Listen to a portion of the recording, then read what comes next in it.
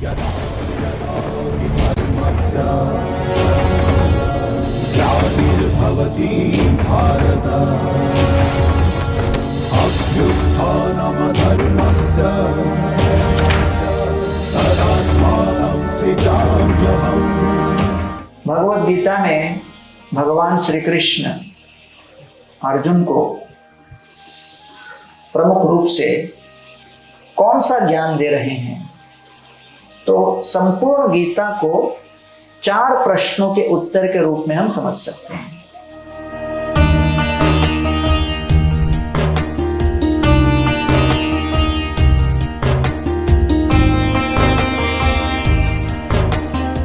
I also want to thank everybody who asked questions because हमने जो सोचा नहीं था वो पूछते थे और हमको कुछ सीखने मिलता था। हम खुद गोवर्धन आ रहे थे, but this time Govardhan invited us and I'm really feeling proud of this badge and my certificate. So thank you so much. Hare Krishna. प्रभु जी ने जो हमारा 18 दिन का सेशन है उससे पहले भी कभी कभी गीता पढ़ने का या ऑनलाइन लेक्चर सुनने का प्रयास करते थे, लेकिन एक सेटिंग में कंटिन्यूअसली 8 दिन 8 अध्याय, और प्रभु जी ने इतने आसानी से 6 अध्याय जैसे कि कर्मयोग, भक्ति योग और ज्ञान योग में बांट कर भक्ति क्या है, कर्म क्या है, वो एक प्रभु जी के कारण और एक गौरव को विदेश के कारण यहाँ पे मिल गया है। तो इसके लिए मैं प्रभु जी को और सभी टीम को धन्यवाद देता हूँ। इससे ये 18 दिन का कोर्स करके जो बहुत सारे फायदे हुए हैं, बट इतना समय नहीं है बताने में। बट 2 जो महत्वपूर्ण फायदे मैं यहाँ शेयर करना चाहूँगा, उसमें एक है हमारे फैमिली के साथ जो रिलेशन का इक्वेशन है वो काफ़ी बदला है, और सेकेंडली हमारे जो व्यवसाय या ऑफिस में भी हमारे रिलेशन हमारे कलीग के साथ जो डिस्टर्ब होते रहते हैं या स्ट्रेस की वजह से, काम के स्ट्रेस की वजह से जो इक्वेशन कभी कभी बिगड़ जाता है, वो भी काफ़ी इम्प्रूव हुआ है। और ये भगवत गीता ऐसी अगर आप खुद बुक से पढ़ो ना तो उतना समझ नहीं आता है। अब आप किसी से सीखो, और वो भी पीपीटी के माध्यम से इतना बहुत अच्छी तरीके से कैसे सिखाया, बहुत मजा आया और बहुत अच्छा लगा, आनंद आया कि पूरा जीवन को उतारने जैसा है, इसी के अनुसार जीवन जीना चाहिए। हमें यशस्वी बनने के लिए, हमें योग की साधना करने के लिए हमारा सबसे बड़ा दुश्मन कौन है? जो हमारे योग में बार बार अड़चन डालते रहता है, ट्रबल मेकर हमारे योग में कौन है? हमारा माइंड हमें कहते तेरे से नहीं होने वाला, तो कितना नालायक है, आज तक तूने सिर्फ पाप ही किए, अभी चला गीता पढ़ने के लिए बड़ा, सो चूहे मार के बिल्ली हज को दे। कितने बार लोग भी हमें ऐसा आर्गुमेंट रहे, अरे पूरी जिंदगी आपको मंदिर नहीं गया, अभी कहाँ गीता पढ़ रहे, 18 अध्याय 18 दिन, तुमसे होने वाला है क्या? तुमसे नहीं होने वाला है। कभी कभी बाजू के लोग कहते, कभी हमारा मन ही हमें कहता है भैया तेरे से नहीं होने वाला। पहले से मैं पढ़ती थी गीता का अध्ययन, डेली शाम को 3 श्लोक पठन करना मेरा रूटीन था, but in between what happen, something happen in life, so भक्ति पॉज पे चली गई, फिर कंटिन्यू मैं नहीं कर पाई। फिर अचानक से I got to know about this course, और फिर जो 1 घंटा 1.5 घंटा आपके साथ सेशन का होता था, वो सबसे पीसफुल टाइम होता था मेरे डे का। पूरे सेशन में, पूरे 18 सेशंस में जो चीज़ मुझे बहुत अच्छे समझ में आई, चैप्टर 17 जो अभी मैं रीड करने की कोशिश कर रही हूँ, 3 मोड्स ऑफ लाइफ, सत्व, रज एंड तम। तो लाइफ में कुछ भी होता है मेरे, whether it is a feeling, a thought or a day-to-day life act I am performing, so you always see from all these 3 filters where I am doing, like कोई feeling आ रही है, कोई thought आ रहा है, तो it is coming from rajas mode और tamas mode। तो ये थोड़ी सी क्लैरिटी मुझे अभी आई है, ये फिल्टर मुझे मिला है, तो मैं कोशिश कर रही हूँ उसे और day-to-day लाइफ में अप्लाई करूँ। अभी सर ने बोला है आपका 1 घंटे के सेशन के बाद आपका 1 घंटे का क्वेश्चन आंसर सेशन।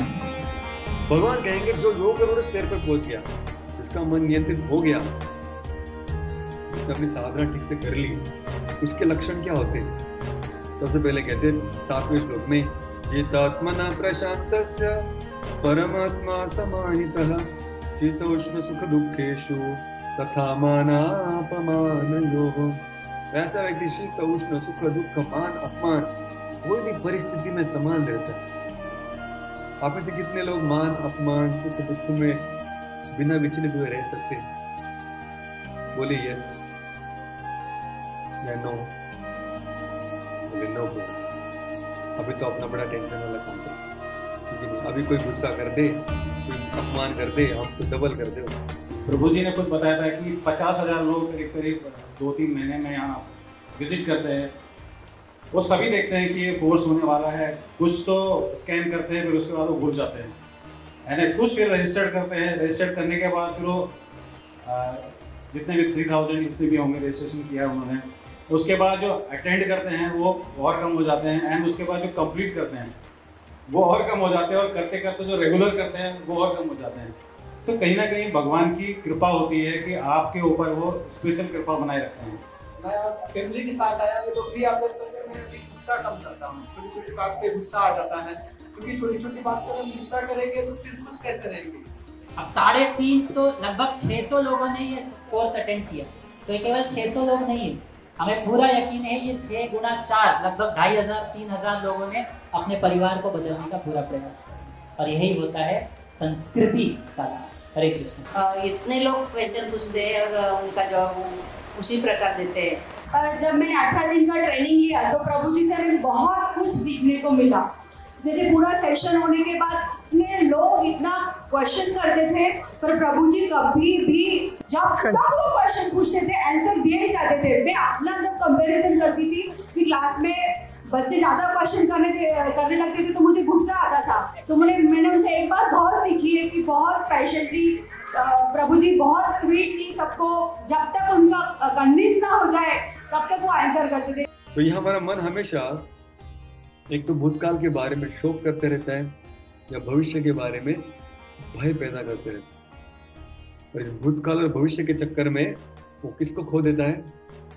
प्रेजेंट को खो देता है। वेरी गुड, वर्तमान को खो देता है। ये मन का सबसे बड़ा चीटिंग अटैक है हमारे ऊपर, क्योंकि मन के पीछे भागते रहेंगे, एक तो हमें भविष्य में लेके जाएगा या हमें भूतकाल में अटका के रखेगा, लेकिन प्रेजेंट में वर्तमान में जीने नहीं देगा।